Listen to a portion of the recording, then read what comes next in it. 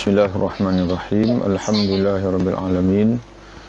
Wassalatu wassalamu ala sayyidil mursalin nabiyina wa habibina wa syafi'ina Muhammad bin Abdullah wa ala alihi wa ashabihi wa man ihtada bihadihi wa istanna bisunnatihi ila yaumiddin, amma ba'du.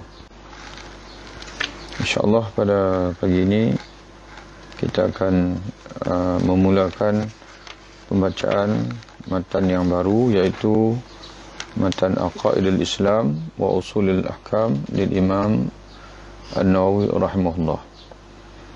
Matan Aqidah Islam dan juga asas-asas hukum Islam yang ditulis oleh salah seorang ulama yang tidak asing lagi, yaitu Imam An-Nawawi rahimahullah, ataupun nama penuhnya Al-Imam Abu Zakaria Yahya bin Sharaf An-Nawawi rahimahullah, seorang ulama ataupun seorang tokoh yang wafat pada tahun 676 Hijrah.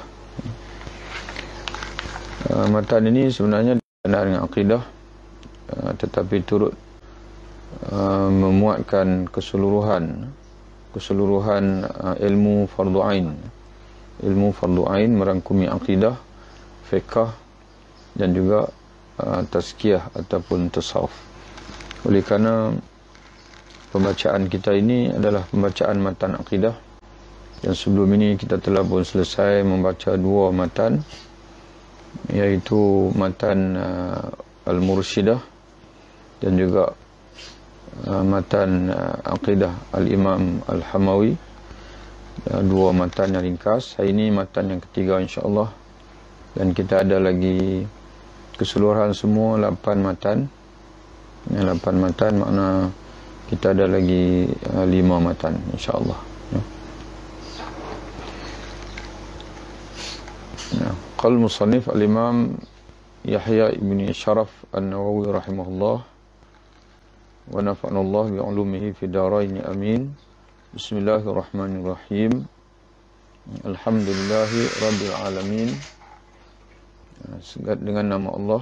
Bismillahirrahmanirrahim. Dengan nama Allah, Tuhan yang Ar-Rahman, yang Maha Rahman lagi Maha Rahim. Jadi sebelum ini kita telah pun menjelaskan perbezaan kedua-dua nama Ar-Rahman Ar-Rahim itu datang daripada kalimah yang sama, itu Ar-Rahmah. Rahmah yang boleh kita terjemahkan dengan kasih sayang, yang boleh kita terjemahkan dengan kasihan belas, simpati yang sentiasa melimpahkan kebaikan. Itu makna rahmat. Dan dalam Al-Quran, kata rahmat itu merujuk kepada keampunan, merujuk kepada hidayah, itu rahmat. Merujuk kepada pangkat kenabian. Pangkat kenabian itu juga pernah disebut oleh Allah dengan rahmah. Orang yang dikurniakan Allah dengan rahmat, iaitu dengan nubuah, pangkat nubuah, pangkat risalah. Dan hujan juga Allah Ta'ala pernah sebut sebagai rahmat. Begitulah luasnya. Syurga sendiri pun Allah Ta'ala pernah sebut sebagai rahmat. Jadi bila Allah menyebutkan namanya dua, Ar-Rahman, Ar-Rahim, jadi kedua-dua itu dari segi asasnya merujuk pada sifat Allah yang sama, itu sifat rahmah. Tetapi oleh kerana digandingkan dua nama bersamaan itu, mesti ada sisi perbezaan di antara keduanya. Maka sebagian ulama mentafsirkan Ar-Rahman itu merujuk kepada sifat rahmah yang menjadi sifat zat Allah Subhanahu wa Ta'ala. Iaitu kita mentafsirkan Allah Ta'ala itu merupakan zat yang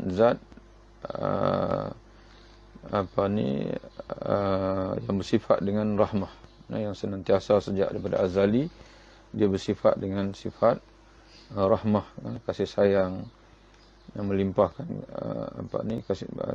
pengasih, penyayang dan sebagainya. Adapun Ar-Rahim iaitu fi'il, dipanggil sifat fi'il Allah Ta'ala, yang mana dengan pengertian Allah bukan saja pengasih, penyayang, tetapi dia sentiasa memberikan kasih sayang itu. dan semua perbuatan-perbuatan Allah Subhanahu Wa Taala itu menggambarkan kasih sayang Allah. Dia menciptakan makhluk kerana dia kasih. Jadi sebab itu kita perhatikan dalam surah Al-Fatihah sendiri, Allah Subhanahu Wa Taala permulaan surah Al-Fatihah Allah menyebutkan Bismillahirrahmanirrahim. Alhamdulillahirabbil alamin. Bismillahirrahmanirrahim, menyebutkan nama Allah, Tuhan yang Maha Rahman, Maha Rahim.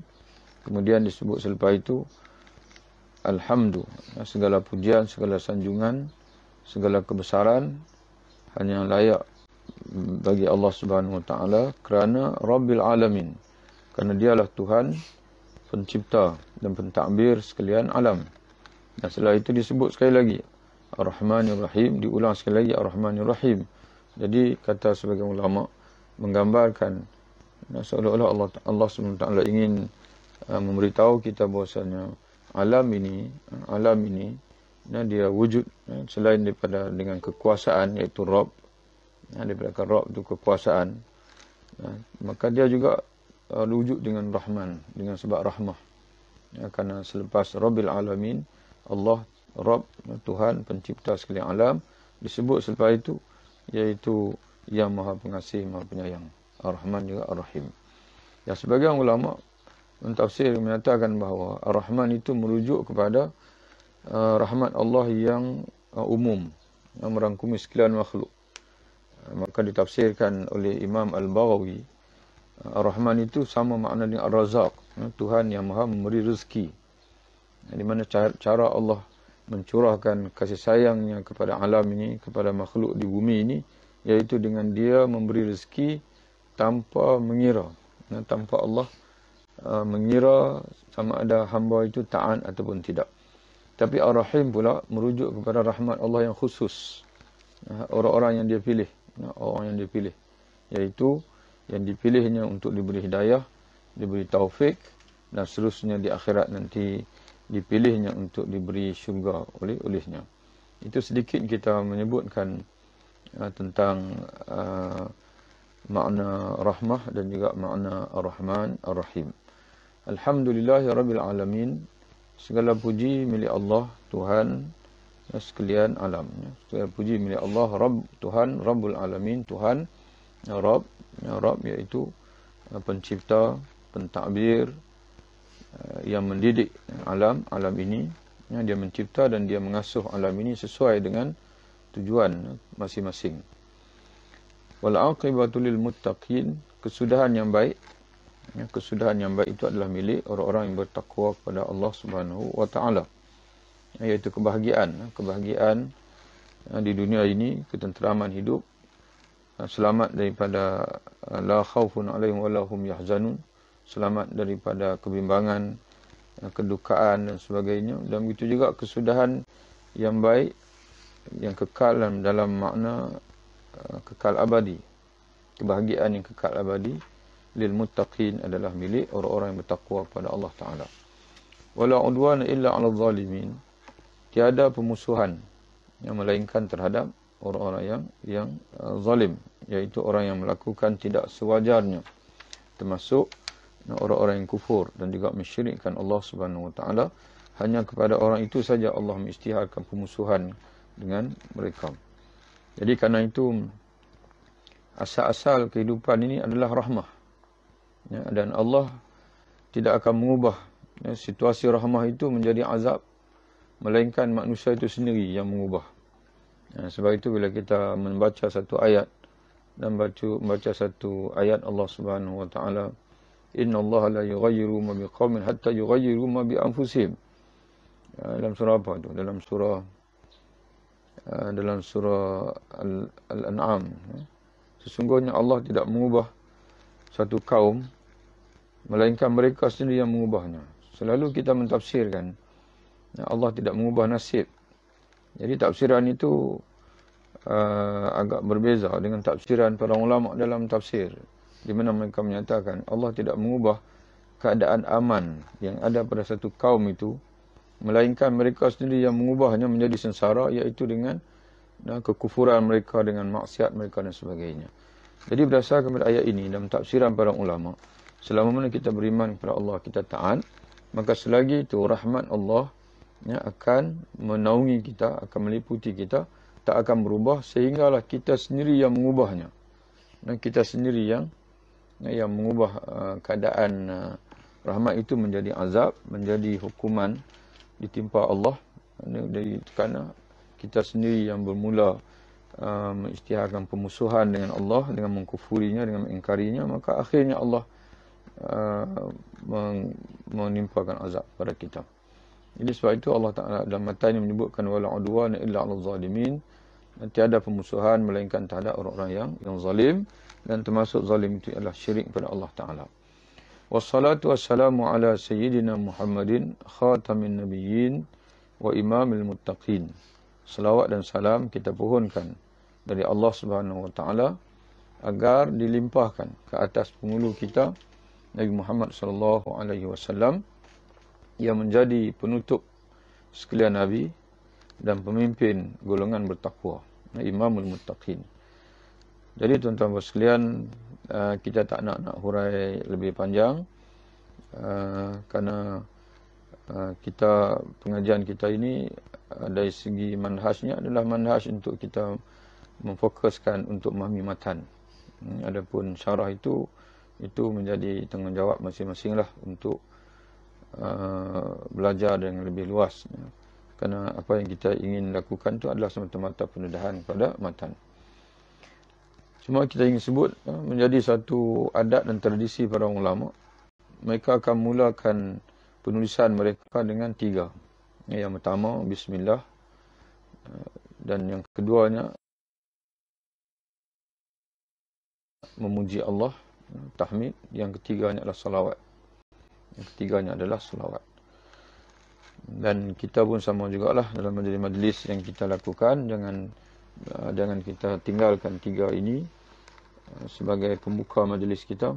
Mudah-mudahan majlis itu diberkati oleh Allah Subhanahu wa Ta'ala. Mulakan dengan bismillah, dengan nama Allah. Diikuti selepas itu dengan tahmid kepada Allah. Dan yang ketiganya jangan lupa bersalawat kepada Nabi sallallahu alaihi wasallam. Wa ala alihi wa sahbihi ajma'in wa tabi'ina wa sa'iris salihin wa ba'du. Fi bayani wa ba'du, dan selepasnya, yakni selepas kita membuka dengan bismillah, tahmid kepada Allah dan juga dengan selawat kepada Nabi, maka berikutnya fi bayani aqaidil islami wa usulil ahkam. Matan ini adalah untuk menjelaskan perkara-perkara akidah dalam Islam. Perkara-perkara akidah ini iaitu perkara-perkara yang mesti difahami kemudian disimpul kukuh dalam hati. Perkara-perkara yang mesti difahami, diyakini dengan bulat tanpa keraguan, dan juga jazam. Jazam makna tanpa berubah lagi, itu makna jazam. Dan disimpul kukuh dalam hati, diikat kukuh dalam hati, itu makna jazam lah. Jadi sebab itu beberapa unsur yang mesti ada dalam akidah. Dan keyakinan itu mesti benar. Keyakinan itu mesti benar, kerana kalau tidak benar bermakna kita berakidah, kita menyimpulkan, kita mengikat dalam hati kita suatu kepalsuan, suatu pembohongan. Dan mesti berdasarkan kepada dalil. Kalau tidak menjadi taklid.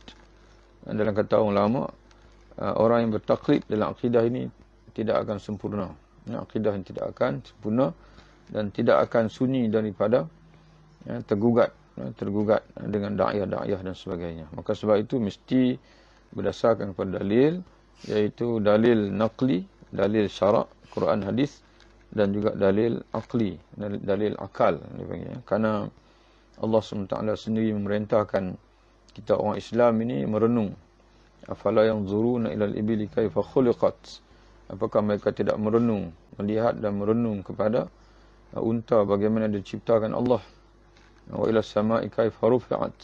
Kepada langit bagaimana dia diangkat, ditinggikan oleh Allah. Wa ilal jibali kaifa nusibat. kepada gunung ganam bagaimana dia dipasak oleh Allah.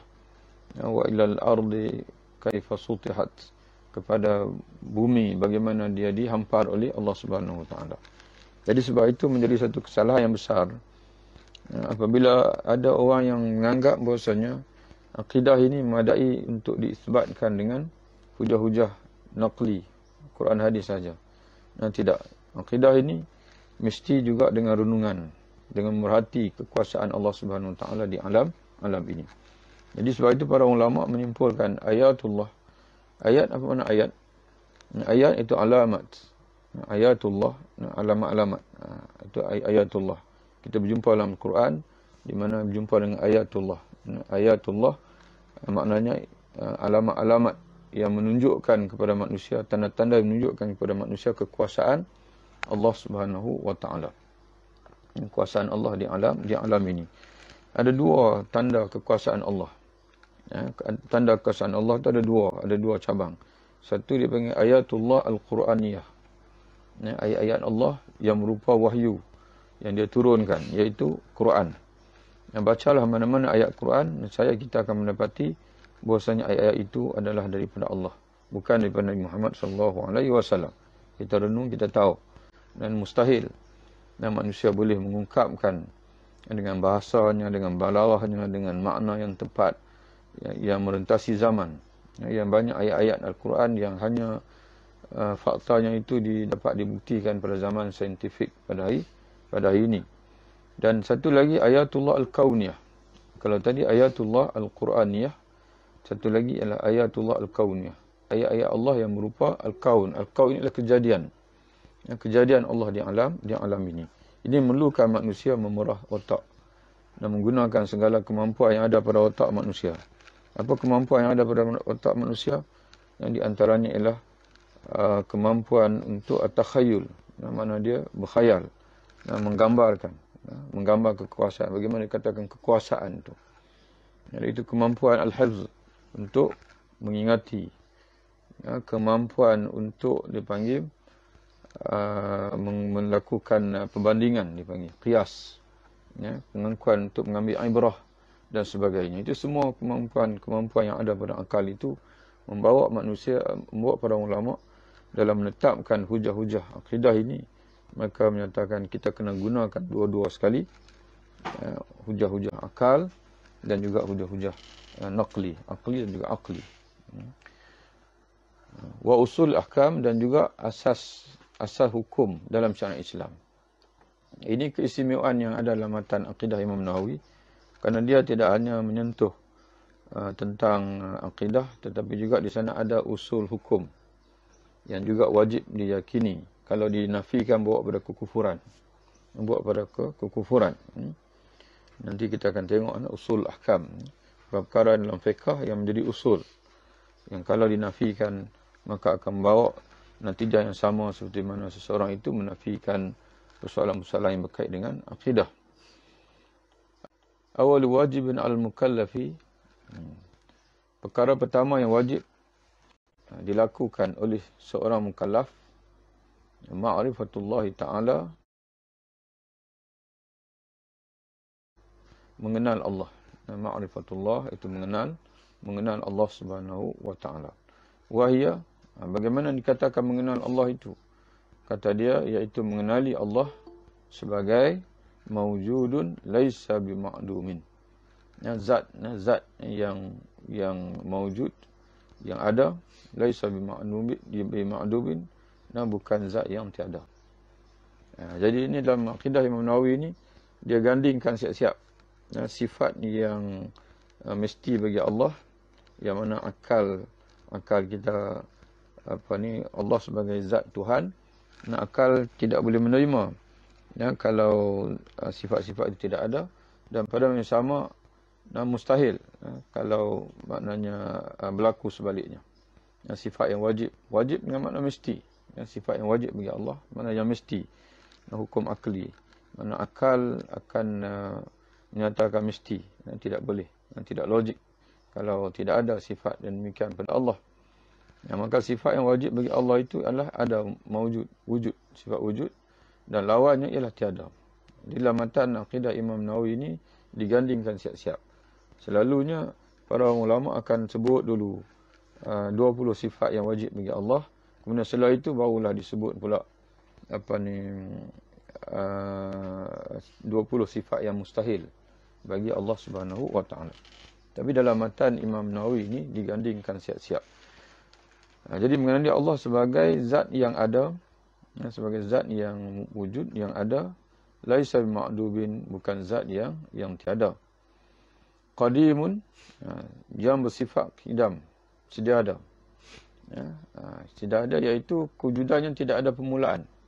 Kewujudan tidak ada permulaan. Laisa bihadithin, bukan zat yang baru.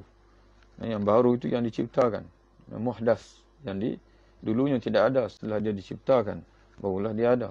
Allah Taala ini qadimun, laisa bihadithin, laisa bihadithin. Baqin, zat yang bersifat baqa, yang kekal. La yatra'u alaihi al-adam, iaitu yang tidak akan menimpanya kematian atau ketiadaan. Zat yang kekal, dia sedia ada, kemudian dia akan kekal sampai bila-bila, dan dia tidak ada tarikh luput, tarikh mati. Tidak ada. Tidak ada tarikh luput pun tarikh mati. Bagi yang mengikuti secara live, boleh tuan-tuan umpan boleh cut, boleh tanya kalau tidak faham. Kerana kita bertemu dengan matan ni, kita tak akan bertemu lagi melainkan kalau repeat nanti. Kerana kita akan go through, akan terus habis matan ni, kita akan terus pada matan yang berikutnya selepas ini, Aqidatul Awam, kemudian matan Aqidah Islam, Aqidatul Muslim, Imam Al-Haddad, dan seterusnya lah sampai kepada Tahawiyah. Jadi pastikan tuan-tuan faham. Tak perlu memahami yang luar, memahami ibarat dalam matan. Itu yang lebih penting. Makna memahami ibarat dalam matan itu. Kalau ada yang keliru, tuan-tuan sekalian boleh minta penjelasan direct, insya-Allah.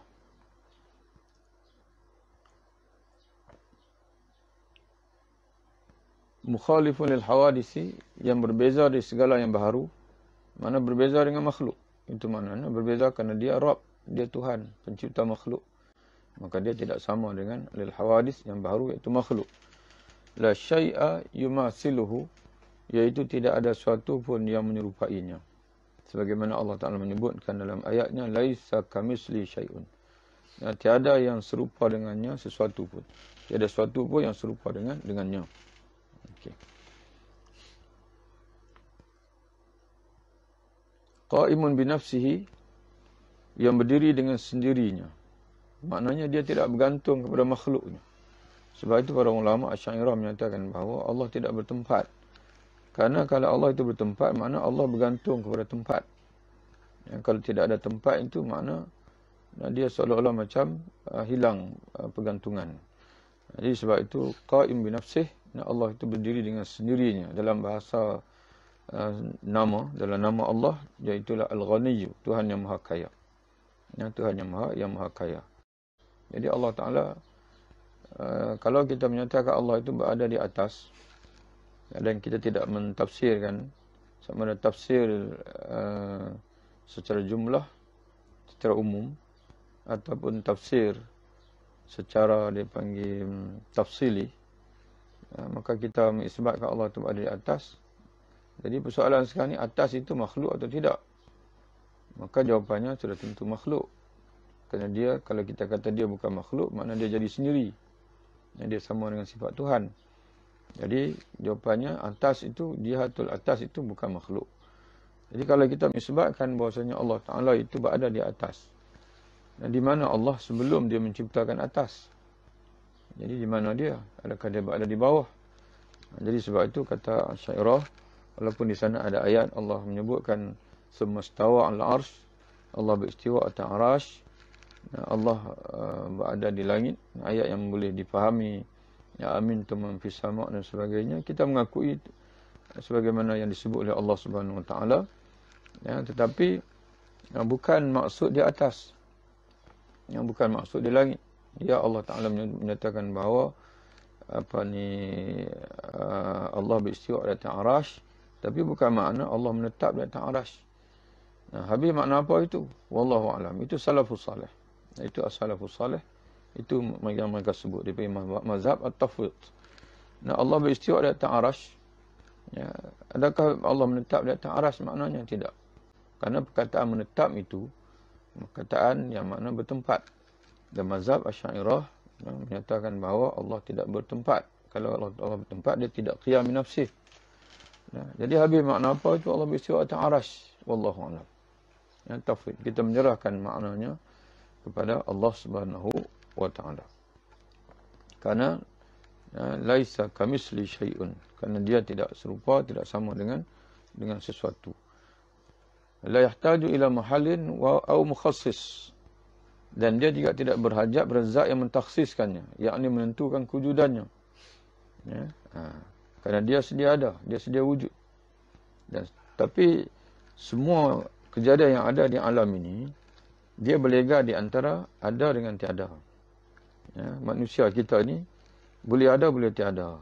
Dan kita juga berlega di antara hidup dan mati.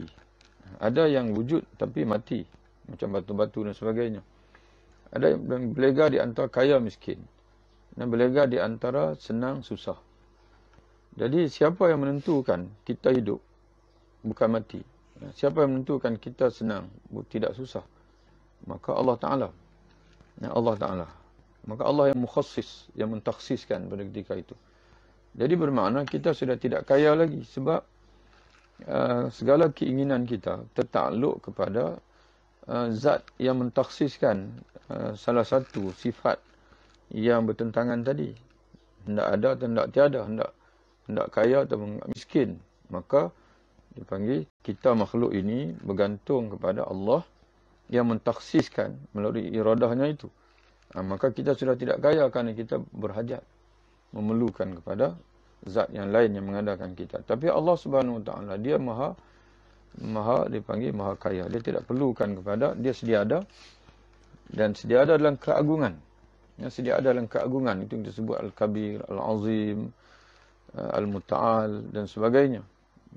Itu makna qaim bi nafsih. Nah, Allah tidak memerlukan kepada tempat, ya, dan juga Allah SWT tidak perlu kepada mukhassis, ya, kepada zat yang lain yang menentukan kewujudannya ataupun menentukan apa-apa yang dia nak buat. Ya, sebab dia tidak ada yang wajib ke atas Allah Ta'ala, semuanya dengan dipanggil kurniaan Allah, dengan kehendak Allah SWT. Wahidun la musyarikun lahu fi zatih wala sifatihi wala fi af'alih. Zat yang esa ini tunggal, iaitu tiada sekutu baginya. Ya, tiada sekutu mana tiada bandingan, tiada dia panggil tandingan baginya, bagi Allah, sama ada pada zatnya. Dan tidak ada zat yang lain yang serupa dengan Allah Subhanahu Wa Taala. Wala sifatihi, yang tidak ada sekutu bagi sifat-sifat Allah Subhanahu Wa Taala.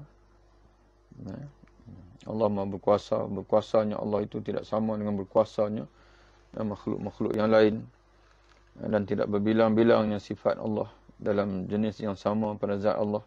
Allah tidak ada dua kuasa, tidak ada dua. Jadi segala-galanya sebut Allah Ta'ala ini dia adalah bersifat ahadiyah, dia panggil esa, tunggal. Dia tidak, Allah tidak tersusun daripada anggota-anggota, dia bukan susunan daripada kalau ahli falsafah. Kewujudan di alam ini adalah berpunca daripada jauhar. Jauhar ini merupakan unsur yang paling halus, yang paling kecil. Susunan-susunan jauhar itu membentuk jisim. Jadi sebab itu ijma' para ahli falsafah Islam, dan itu juga ijma' para aqaid al-Islamiyah, bahwasanya Allah Ta'ala ini tidak berjisim. Yang tidak berjisim, dia bukan material, dia bukan jauhar, bukan jisim, dan juga bukan jirim. Sebaliknya dia adalah zat yang al-batin, yang sangat tersembunyi, yang tidak ada siapa pun yang mengetahui bagaimana Allah Subhanahu Wa Taala itu. Wala fi af'alih, dan itu juga Allah tidak ada sekutu bagi perbuatan-perbuatan Allah Ta'ala. Tidak ada yang perbuatan makhluk yang sama sebagaimana perbuatan Allah Subhanahu Wa Taala. Lahul qudratu wal iradatu. Dia memiliki sifat qudrah wal iradatu. dan memiliki sifat iradah, yang kehendak. Wal hayatu memiliki sifat hayah, sifat ilmu dulu. Wal ilmu sifat ilmu, mengetahui. Wal hayatu sifat hidup. Dalam Al-Quran, dalam surah Al-Baqarah ayat kursi kita selalu mengulangkan, huwal hayyul qayyum, al-hayyu yang maha hidup lagi maha berdiri dengan sendiri. As-sama' mendengar, al-basar melihat, dan kalam berkata, kata dengan kalam yang qadim. Kalau ikut mazhab Asy'ariyah, kalam Allah itu bukanlah, walaupun Quran itu kalamullah, Al-Quran adalah kalamullah qadim. Yang dikatakan kalamullah yang qadim pada Quran itu ialah kalam nafsi. Kalam nafsi, bukan huruf-huruf itu. Huruf-huruf itu adalah dipanggil lambang kepada kalam nafsi. Karena huruf-huruf itu jisim, huruf-huruf itu adalah makhluk. Jadi kalam Al-Quran kalamullah yang qadim itu adalah merujuk dari segi mazhab Asy'ariyah, ialah merujuk kepada kalam nafsi, kalam yang menjadi sifat kalam pada diri Allah Subhanahu wa taala. Macam kita lah, walillahi masalul a'la, kita bagi contoh kepada kita untuk kita faham. Tapi contoh yang unggul, yang tak boleh kita gambar tu adalah milik Allah. Macam kita ni, sebelum ana bercakap ni dalam bentuk huruf-huruf, dia panggil bunyi-bunyi. Tapi sebelum ana bercakap itu, benda itu sudah berada dalam diri. Kalam yang berupa kalam diri ni, kalau tanya kepada sahabat-sahabat semua, pendengar-pendengar semua, tahu tak macam mana kalam dalam diri? Kita tak tahu. Kita tak dapat macam mana kalam diri. Hanya tahu apabila diluahkan. Jadi kalam dalam diri, dia tak sama dengan kalam yang diluahkan. Diluahkan itu bunyi butiran-butiran. Tapi kalam dalam diri, hanya kita saja yang tahu. Tapi kehadiran itu ada. Jadi kalau manusia, kita berdepan dengan manusia sendiri, kita tak boleh nak memahami apa yang ada dalam diri dia, walaupun dia sedang bercakap dalam diri dia. Kita ni hadir dalam diri dulu. Selepas itu baru kita luahkan dalam bentuk, dipanggil ucapan-ucapan yang dapat difahami oleh orang lain. Maka begitu juga kalam nafsi Allah Subhanahu wa taala berbeza dengan kalam yang menjadi lambang pada kalam nafsi tersebut, iaitu yang berupa susunan alif, ba, ta, sa dan sebagainya. Jadi mudah-mudahan begitulah. Kerana kita pun dalam bersembang tentang Allah Subhanahu wa taala ini, kita seboleh-bolehnya kata ulama kena minimalkan bahasa. Kerana bila lagi kita bersembang banyak menceritakan tentang zat Allah Subhanahu wa taala ini, maka lagi mudah kita terjerumus dalam kesilapan. Dan kesilapan dalam akidah ni, terutama sekali dalam mengungkapkan tentang Allah Ta'ala ini, boleh membawa kepada kesesatan. Jadi sebab itu kita disuruh untuk banyak bersembang tentang dipanggil kesan sifat, dipanggil tentang af'alullah. Sebab tu Allah Ta'ala banyak dalam Quran, Allah Ta'ala suruh kita memerhati kejadian dia. Dan bukan kita mikirkan tentang zat dia. Zat dia tu bagaimana, zat dia dan sebagainya, zat dia tu berada di mana. Tapi orang hari ini dia suka sembang tu. Sembang Allah Ta'ala itu berada di langit ke tidak, berada di aras dan sebagainya. Padahal ayatnya satu dua saja. Tapi ayat-ayat yang menceritakan tentang kesan kekuasaan Allah, makhluk Allah, kehebatan ciptaan Allah di alam ini, itu wujud dalam ribuan ayat. Tapi tak dibahaskan. Kurang dibahaskan oleh kita. Jadi itu menyebabkan kita mudah menyesatkan di antara satu sama lain. Kerana kita membicarakan perkara yang tersembunyi. Tetapi dipelebar-lebarkan. Perkara yang tersembunyi patutnya kita tangani dengan cara tersembunyi. Tak perlu dilebar-lebarkan. Tak perlu diperpanjang-panjangkan perbahasan itu. Baliknya kita bahaskan tentang kekuasaan Allah, tentang alam ciptaan Allah. Sebab itu orang barat dia maju. Kerana dia bergelumang dalam perkara yang dibuka rahsia oleh Allah. Tapi kita orang Islam, kita bergelumang dalam falsafah. Dan bergelumang dalam perkara-perkara yang tersembunyi, yang terawang-awang. Jadi menyebabkan kita ini dipanggil maju dalam perbahasan, dalam kitab, tapi tidak maju dalam lapangan. Dalam lapangan. Okay. Kemudian seterusnya, fahuwal qadir Jadi sebagai kesan kepada Allah itu bersifat dengan qudrah, iradah, ilmu, al-hayah, as-sama', al-basar, al-kalam, ataupun natijah daripada itu, maka Allah itu fawal qadir, maka natijah dari sifat-sifat tersebut, maka dia, ini Allah, adalah zat yang maha berkuasa. Makna dia berkuasa dalam kesenantiasaan dia. Berkuasa sejak azali dan sampai bila-bila pun, dia bersifat dengan sifat kuasa itu tanpa sifat itu lekang sedikit pun daripada zat dia. Wal muridu, zat yang maha berkehendak. Kesan daripada natijah daripada sifat iradah tadi, maka dia maha berkehendak. Wal hayyu, yang maha hidup, Was sami'u, yang maha mendengar. Wal basiru, yang maha melihat. Wal mutakallimu, dan juga yang maha berkata-kata. Maka ini membezakan kita dengan Mu'tazilah. Mu'tazilah, dia mensifatkan, dia mengiktiraf natijah ini. Dia mengiktiraf, dia mengakui tanpa kesangsian Allah maha berkuasa, Allah maha berkehendak, Allah maha hidup, Allah maha mendengar, tapi tanpa sifat.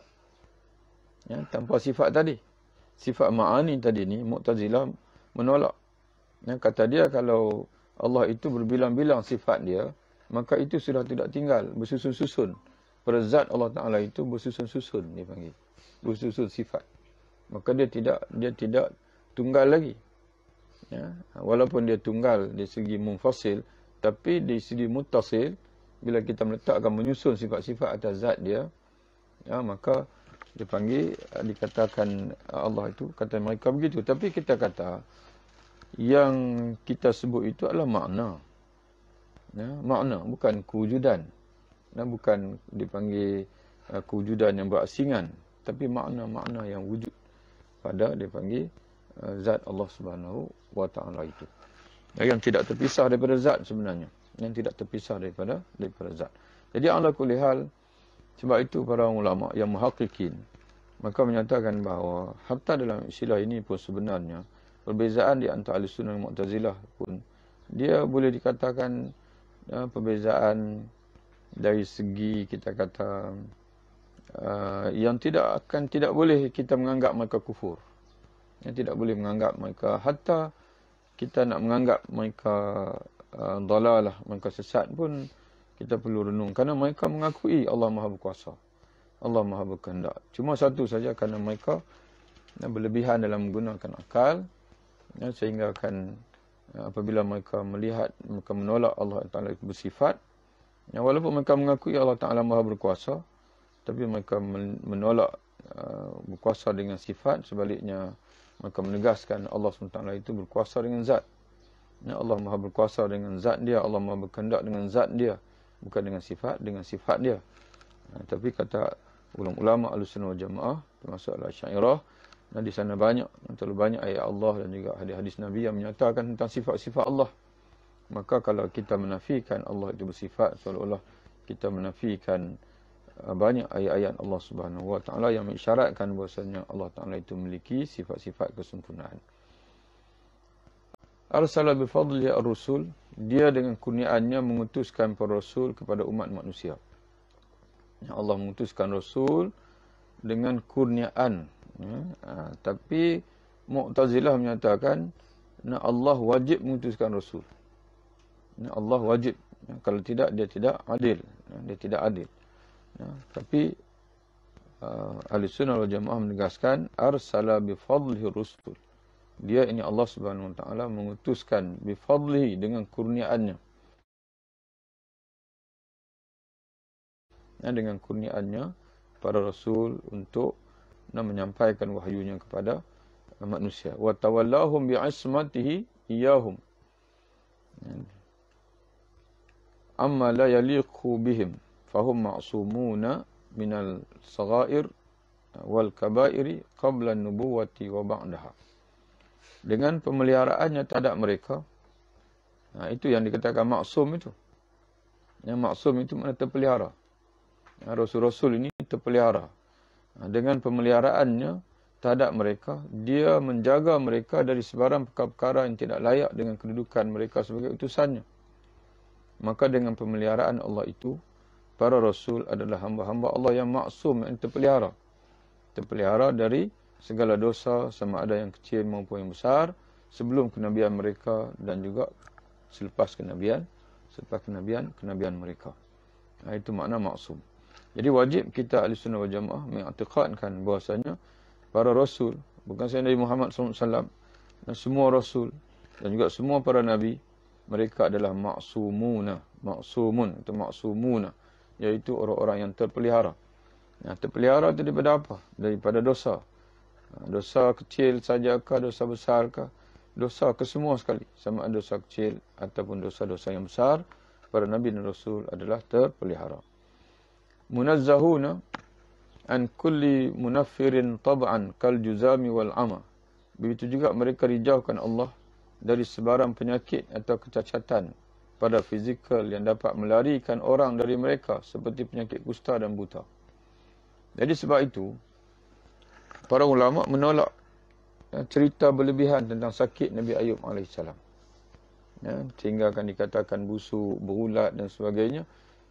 Padahal dari sisi para muhaqqiqin di kalangan Ahlussunnah wal Jamaah mengisbatkan, menyatakan bahawa para rasul ini mereka itu dijauhkan, diselamatkan Allah daripada sebarang perkara yang boleh menyebabkan orang lain menjauhkan diri daripada mereka. Malah Imam Nawawi bagi contoh sini, kal juzam wal ama, seperti penyakit kusta dan juga buta.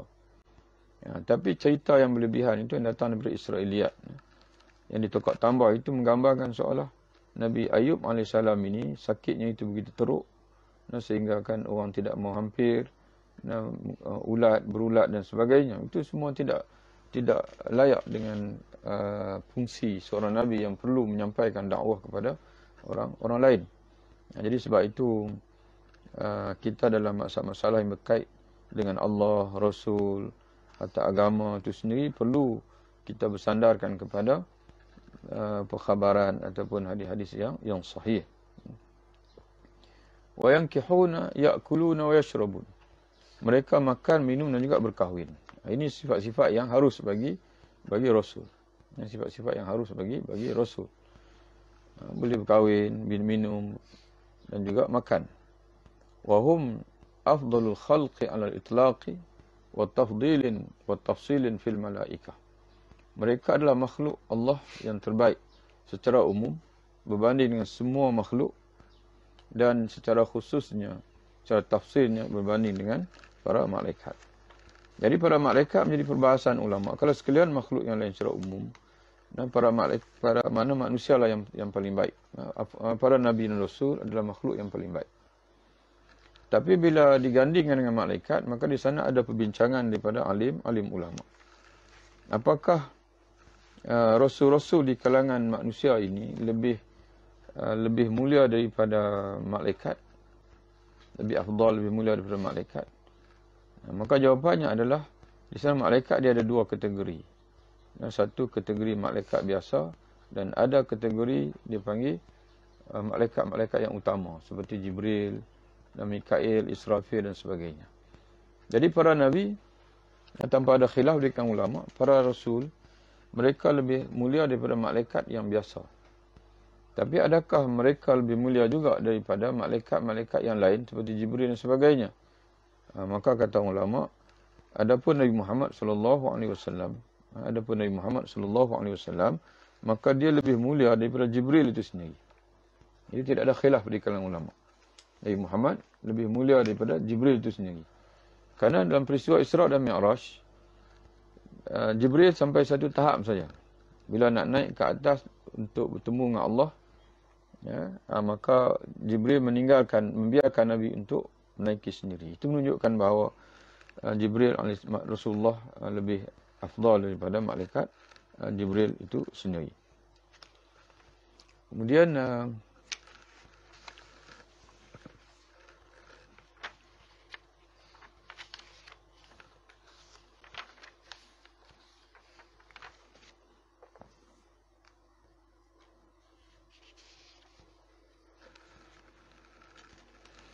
Dalam ta'liq ke atas matan ini yang dilakukan oleh seorang ulama iaitu Syekh Bassam Al-Jabi, kata dia makhluk terbaik ialah para nabi alaihissalam.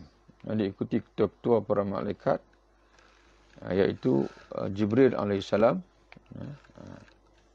kemudian Mikail, kemudian Israfil, kemudian malaikat maut, diikuti khalifah-khalifah Rasyidin yang 4, diikuti sekalian malaikat, diikuti sekalian nabi. Itu yang disebut dalam kitab itulah. Yang disebut dalam kitab tersebut. Jadi berdasarkan kepada ta'liq ini, kita menggambarkan bahawa pengarang ataupun Syekh Bassam Al-Jabi, dia memakai pandangan yang menyatakan bahawa yang kita dapat faham daripada ta'liq dia ini seolah sekalian para nabi lebih afdal daripada sekalian malaikat. Sekalian nabi di kalangan manusia ini lebih afdal daripada sekalian malaikat, termasuk Jibril itu sendiri. Kerana kata dia selepas itu diikuti ketua para malaikat. Dan sudah tentu di kalangan nabi-nabi manusia ini Nabi Muhammad lah yang paling afdal. Kata dia di sini yang kita dapat faham, keseluruhan para nabi itu sendiri lebih afdal daripada keseluruhan malaikat. Dan setelah itu diikuti ketua para malaikat. Sebab itu Jibril, iaitu Jibril, kemudian Mikail, kemudian Israfil, kemudian malaikat maut, diikuti khulafa' Rasyidin. Jadi khulafa' Rasyidin ni martabat dia selepas malaikat. Yang para malaikat ini bawah lagi daripada para nabi dan rasul yang diutuskan Allah kepada manusia.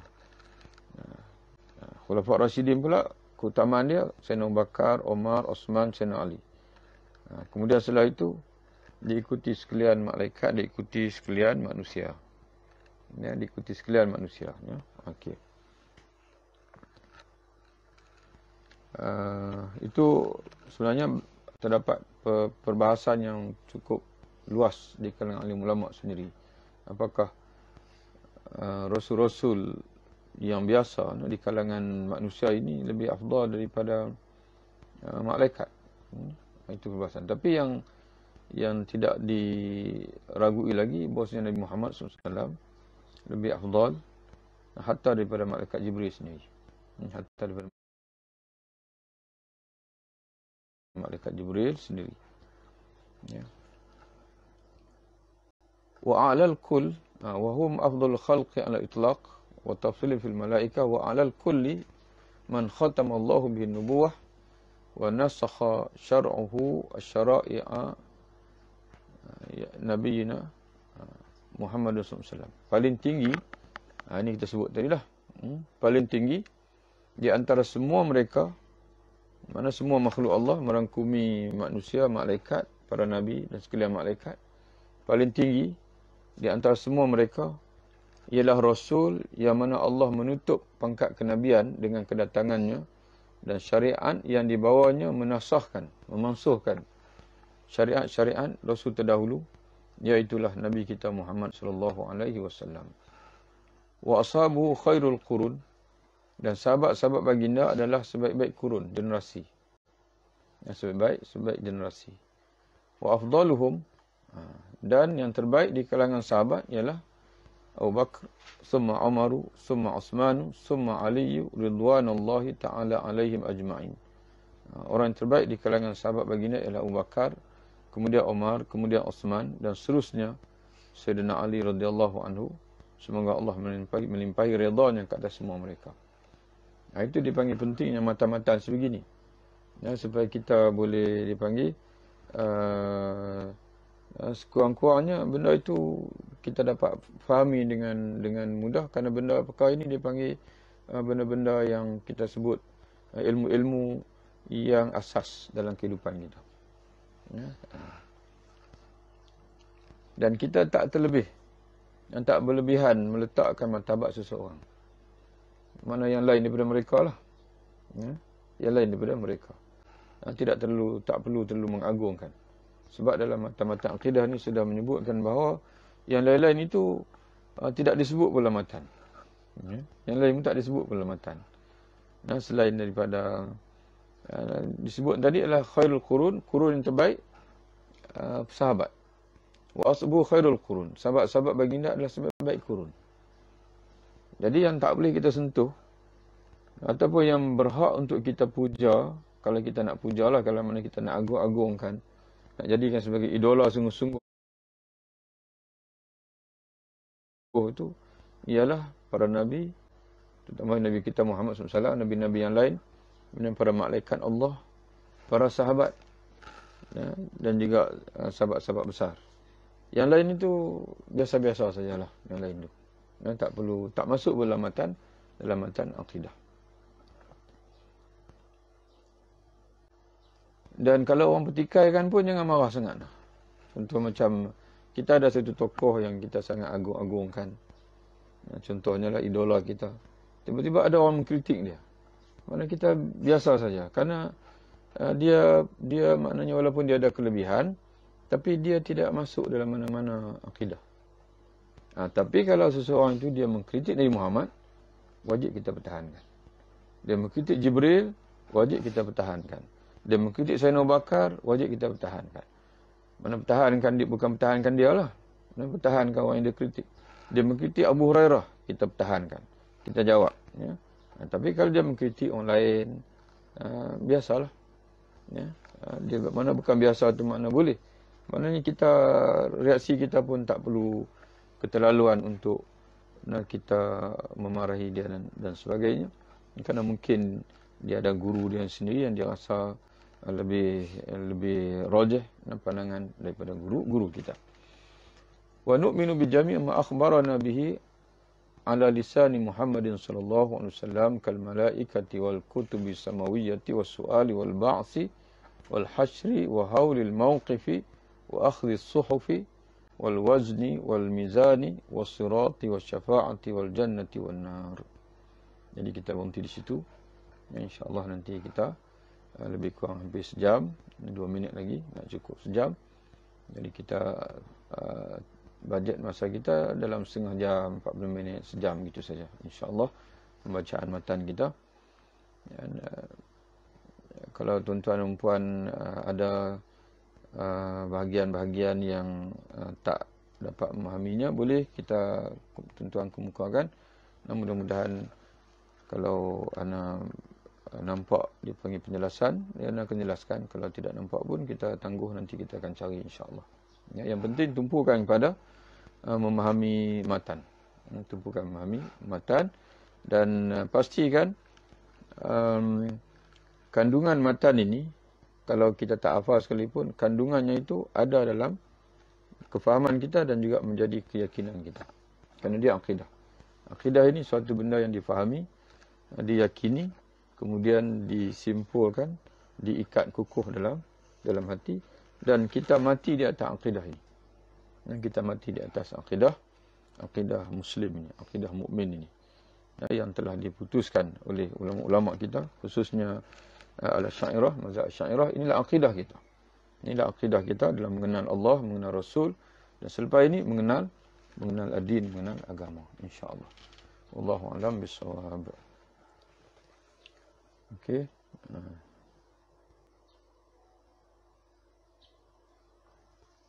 Silakan, ada yang kalau ingin untuk discuss, ya.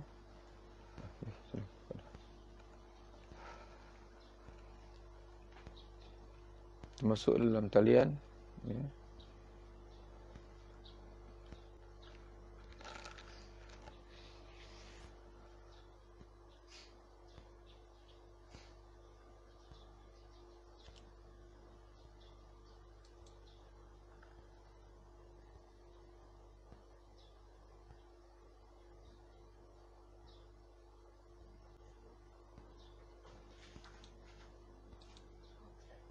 Ya, silakan.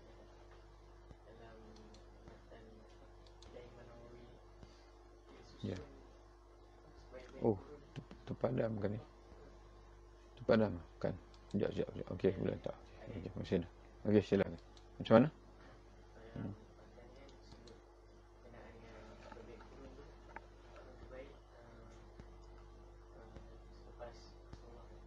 Dia panggil khairul quruni qarni. Sebaik-baik kurun adalah kurunku. Mana kurunku adalah kurun orang-orang yang hidup yang sempat bertemu denganku. Dan mereka dinamakan sebagai sahabat. Jadi sebab itu orang yang bermimpi jumpa Nabi bukan sahabat. Kerana dia tidak hidup pada kurun Nabi. Nabi kata khairul quruni qarni, kurunku. Nah, kurunku. Mana kurunku ni adalah kurun yang mana orang-orang yang sempat hidup sezaman denganku. Summa yalihi, kemudian kurun yang berikutnya, summa yalihi, kemudian yang berikutnya. Itu disebut salafus salih itu. Nah, salafus salih itu ialah orang yang hidup pada kurun sahabat, kurun tabi'in dan juga tabi'in. Itu orang yang kurun sempat berjumpa dengan Nabi, itu sahabat. Orang yang sempat bertemu dengan orang yang sempat bertemu dengan Nabi, mana sempat bertemu dengan sahabat, itu kurun tabi'in. Dan setelah itu kurun tabi'in. Jadi lebih kurang dalam 300 tahun yang pertama. 300 tahun yang pertama. Jadi Imam Syafi'i itu masuklah dalam kurun salafus salih. Imam Muhaddisin pun masuk juga dalam kurun salafus salih. Adapun pada salaf tu, sebab itu kita kena bezakan salaf dengan salafiyah lain. Nah, salafiyah itu dia merujuk kepada kelompok yang mutakhirin. Hatta yang dikatakan orang kata merujuk pada Imam Ibn Taimiyah. Imam Ibn Taimiyah sendiri pun dia dah jauh daripada masa salaf. Jadi sebabnya dia bukan pandangan salaf. Dia bukan, kerana dia tidak hidup pada zaman. Cuma dia panggil dia bermazhab dengan mazhab salaf. Kalau nak katalah mazhab salaf. Tapi sebenarnya salaf ini dia tidak boleh dibolot. Tak seharusnya ada mana-mana kelompok yang dia membolot istilah itu. Kerana dia akan memberi satu kesalahfahaman seolah-olah macam orang lain itu tidak salaf, tidak menyanggahi salaf. Padahal mazhab Asy'ariyah sendiri pun, Maturidiyah sendiri pun, bahkan semua orang Islam yang beriman kepada Allah dan Rasul, yang belajar, yang ingin menjadi baik, maka semua mereka menyayangi para sahabat, menyayangi para tabi'in. Yang tidak ada golongan Asy'ariyah sendiri yang menolak Imam Bukhari, Imam Syafi'i, yang menolak Imam Mujahid, menolak dan sebagainya. Jadi sebab itu jangan menganggap bahawasanya hanya golongan tertentu saja yang mengikut salaf, seolah macam orang lain tidak mengikut salaf. Jadi sebab itu perkataan salafiyah itu atas kita faham mana kita sangka baiklah, maknanya mereka merupakan golongan yang ingin kembali kepada salaf. Tapi jangan menganggap bahawasanya orang lain tidak nak kembali kepada salaf. Jadi jangan membolot. Sama juga kita tak boleh bolot perkataan apa-apa saja perkataan iman. Kita beriman, tapi jangan kita anggap bahawasanya saudara kita tak beriman. Itu bahaya. Kerana sebalik beriman itu kufur. Jadi itu kena difahami. Jadi kita mencari kebenaran, bukan membolot kebenaran. Kena beza tu. Kalau membolot kebenaran, maka kita akan menganggap kita saja yang benar, orang lain tak betul. Kacau lah kalau macam tu. Maka baik Allah Ta'ala jantik kita jadi Rasul. Kalau dah kita kata semua kita ni betul. Tidak, kita ni terdedah pada kesilapan. Jadi sebab itu kita mencari kebenaran. Bukan kita beriman. Bukan kita saja yang beriman. Bukan maksud itu. Kita beriman dan kita salah seorang daripada yang beriman kepada Allah Subhanahu wa Ta'ala. Okey.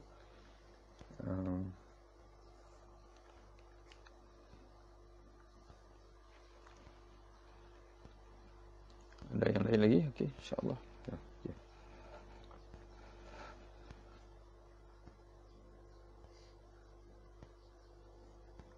Kalau yang mengikuti dalam Facebook ni, dia type lah tu pun tak apa nampak sangat. Ya, komen lah ni.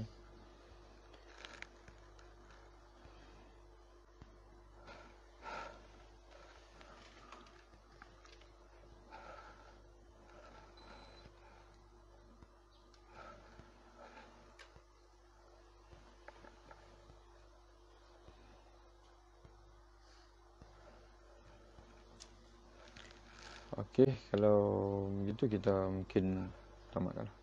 InsyaAllah nanti kita jumpa lagi. Majlis kita ini, dia tidak ada masa yang tetap. Bila kita free, kita akan maklumkan di masa ke semasa. Sekurang-kurangnya 1 hari sebelum. 1 hari sebelum. Dan mungkin ada waktu-waktu kita akan buat seawal 7 pagi. Ini untuk makluman kepada yang dalam ni lah, dalam talian ni. Seawal 7 pagi. Tapi biasa kalau 7 pagi itu, dan 7.30 kita akan sudah lah. 7.30 kita akan sudah, insyaAllah. Wallahu a'lam bishawab. Assalamualaikum warahmatullahi wabarakatuh.